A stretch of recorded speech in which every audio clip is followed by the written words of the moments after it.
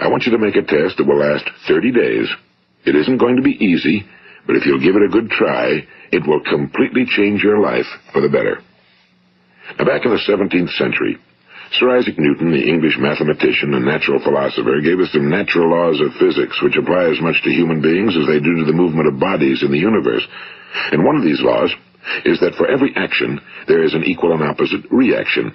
Simply stated, as it applies to you and me, it means we can achieve nothing without paying the price. The results of your 30-day experiment will be in direct proportion to the effort you put forth. To be a doctor, you must pay the price of long years of difficult study. To be successful in selling, and remember that each of us succeeds to the extent of his ability to sell. Selling our families on our ideas, selling education in schools, selling our children on the advantages of living the good and honest life, selling our associates and employees on the importance of being exceptional people.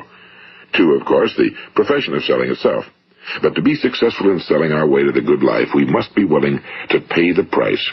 Now, what is that price? Well, it's many things. First, it's understanding emotionally, as well as intellectually, that we literally become what we think about, that we must control our thoughts if we're to control our lives. It's understanding fully that as ye sow, so shall ye reap. Second, it's cutting away all fetters from the mind and permitting it to soar as it was divinely designed to do. It's the realization that your limitations are self-imposed and that the opportunities for you today are enormous beyond belief. It's rising above narrow-minded pettiness and prejudice.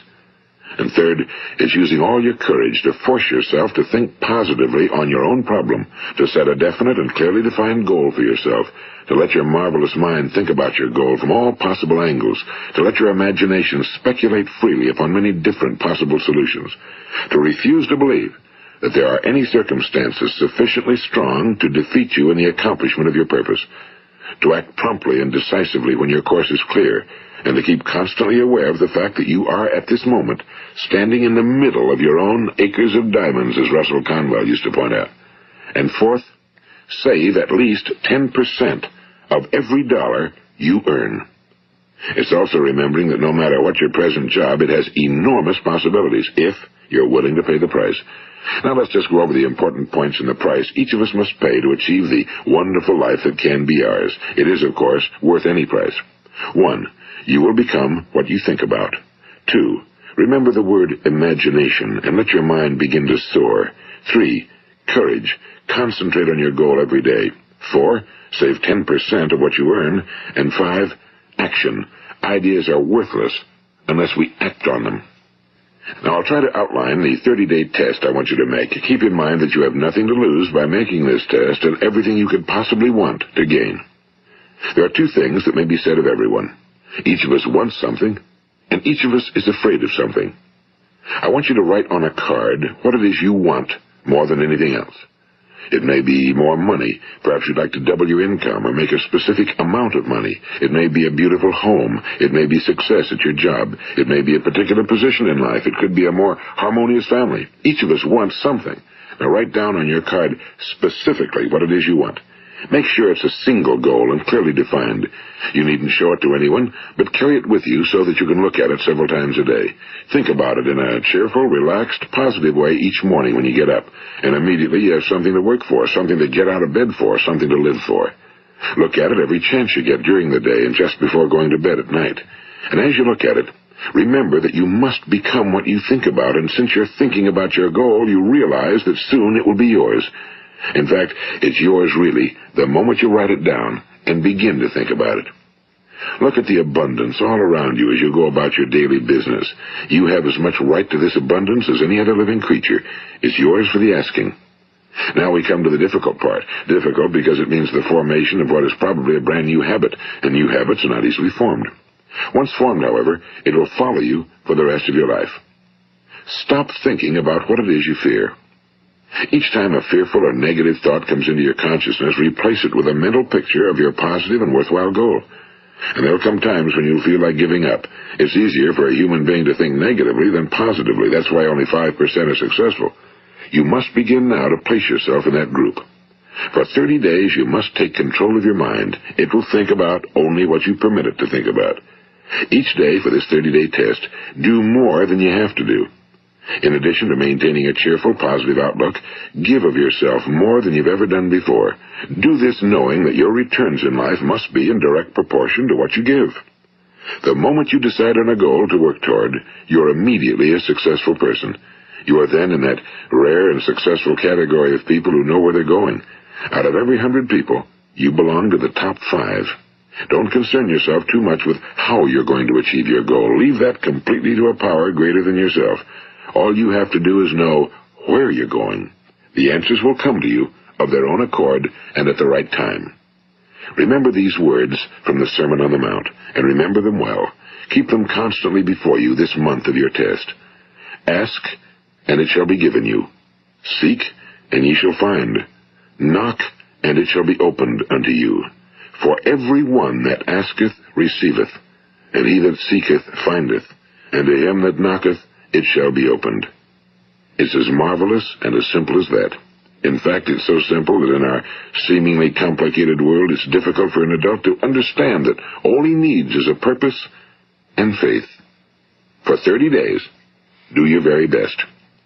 If you're a salesman, go at it as you've never done before, not in a hectic fashion, but with the calm, cheerful assurance that time well spent will give you the abundance in return you deserve and want. If you're a homemaker, devote your 30-day test to completely giving of yourself without thinking about receiving anything in return, and you'll be amazed at the difference it makes in your life. No matter what your job, do it as you've never done it before for 30 days. And if you've kept your goal before you every day, you'll wonder and marvel at this new life you've found. Now, you make your test for 30 full days. Don't start your test until you've made up your mind to stick with it. You see, by being persistent, you're demonstrating faith. Persistence is simply another word for faith. If you didn't have faith, you'd never persist. If you should fail during your first 30 days, by that I mean suddenly find yourself overwhelmed by negative thoughts, you've got to start over again from that point and go 30 more days. Gradually, your new habit will form until you find yourself one of that wonderful minority to whom virtually nothing is impossible. And don't forget the card. It's vitally important as you begin this new way of living. On one side of the card, write your goal, whatever it may be. On the other side, write the words we've quoted from the Sermon on the Mount. Ask, and it shall be given you. Seek, and ye shall find. Knock, and it shall be opened unto you. Nothing great was ever accomplished without inspiration. See that during these crucial first 30 days, your own inspiration is kept at a peak. And above all, don't worry. Worry brings fear, and fear is crippling. The only thing that can cause you to worry during your test is trying to do it all yourself.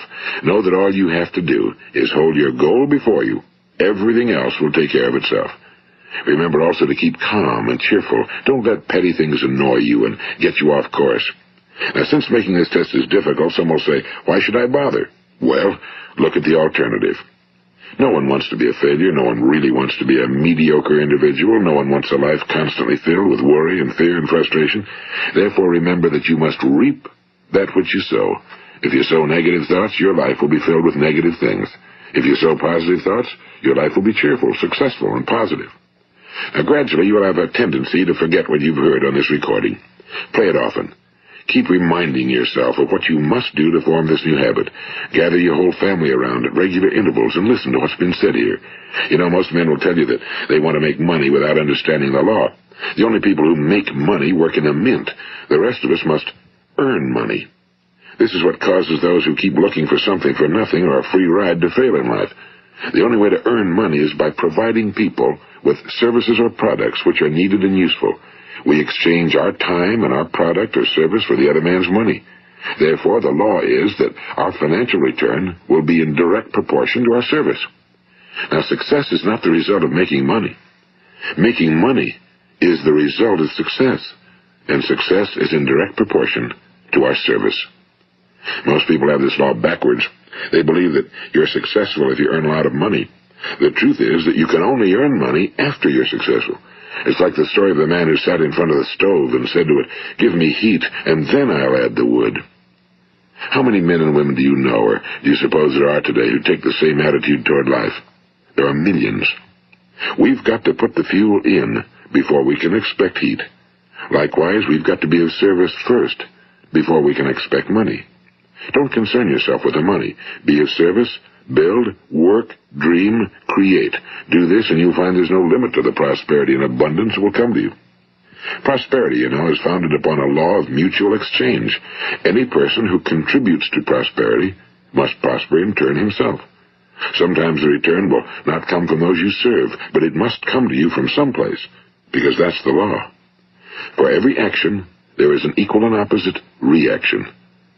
As you go daily through your 30-day test period, remember that your success will always be measured by the quality and quantity of service you render, and money is a yardstick for measuring this service. No man can get rich himself unless he enriches others. Now, there are no exceptions to a law. You can drive down any street in America and from your car estimate the service that's being rendered by the people living on that street. Had you ever thought of this yardstick before? It's interesting. Some, like ministers and priests and other devoted people, measure their returns in the realm of the spiritual, but again, their returns are equal to their service. Once this law is fully understood, any thinking person can tell his own fortune. If he wants more, he must be of more service to those from whom he receives his return.